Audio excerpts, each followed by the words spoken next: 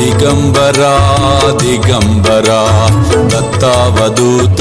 ఆ విధంగా సతీ అనసూయకు జన్మించి శరీరమును ధరించిన శ్రీ దత్త భగవానుడే తిరిగి అనేక యుగముల తరువాత మరల కలియుగంలో ఆంధ్రప్రదేశ్లోని పిఠాపురంలో సుమతీమాతకు జన్మించి గురు సంప్రదాయాన్ని పునరుద్ధరణ చేశారు ఆయన స్వామి.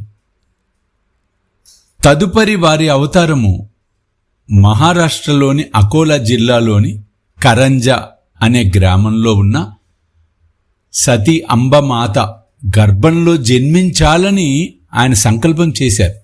ఆ కథ దత్తాత్రేయ స్వామి యొక్క ద్వితీయ అవతారమైన శ్రీ స్వామి నరహరి నరసింహ సరస్వతి స్వామి వారి యొక్క పావన చరిత్రను మనం శ్రవణం చేద్దాం.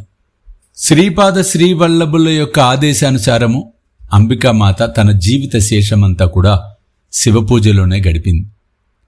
ఆమె మరుజన్మలో మహారాష్ట్రలోని విదర్భలో అకోలా జిల్లాలో కరంజా అనే గ్రామంలో వాజసనేయ శాఖకు చెందిన ఒక సద్బ్రాహ్మణుని కుమార్తెగా జన్మించింది.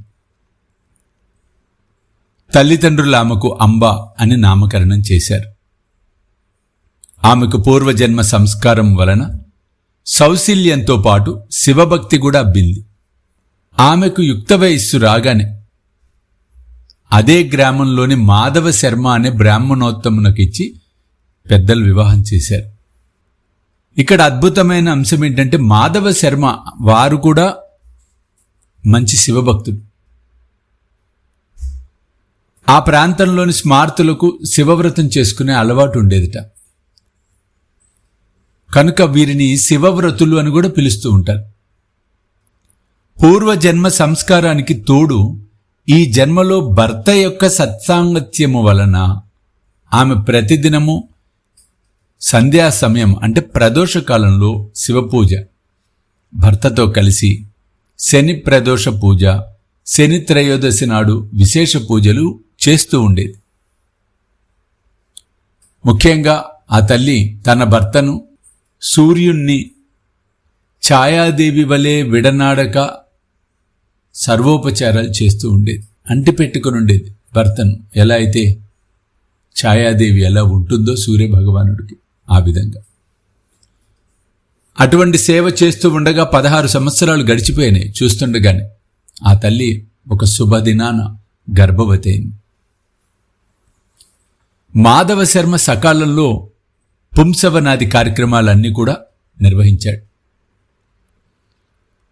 నెలలు నిండిన తర్వాత ఒక గొప్ప మహిమాన్వితమైన అత్యంత అద్భుతమైన ఉత్కృష్టమైన శుభలగ్నంలో మగ శిశువుకు జన్మనిచ్చింది ఆ తల్లి.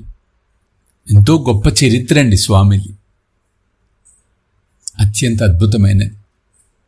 ప్రసవం అవ్వగానే, శిశువు జన్మించగానే, పిల్లవాడు పుట్టగానే సాధారణంగా బిడ్డలు ఏడుస్తారు. కానీ ఇక్కడ స్వామి స్పష్టంగా ప్రణవాన్ని ఉచ్చరించాడు. ఆయన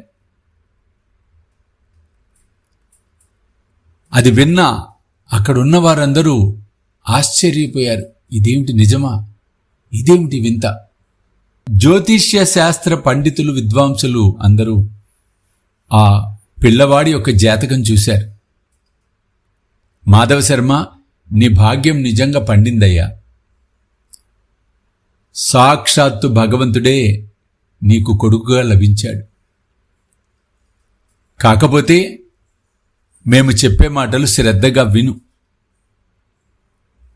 మనసును గాయపరుచుకోకు. ఈ బిడ్డడు మనలాగా గృహస్థాశ్రమంలో ఉండడు. చిరుప్రాయంలోనే సన్యసించి జగద్వంద్యుడవుతాడు ఈయన. ఇతని చరణాలు ధ్యానించిన భక్తులకు ఈయన కామధేనువు అవుతాడు.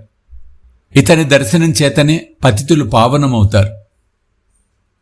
కాబట్టి ఇతన్ని కన్నందువల్ల మీకు కీర్తి ప్రతిష్టలు, దివ్య సుఖాలు తప్పకుండా లభిస్తాయి అని దైవజ్ఞులు తెలియచెప్పటం అనేది జరిగింది.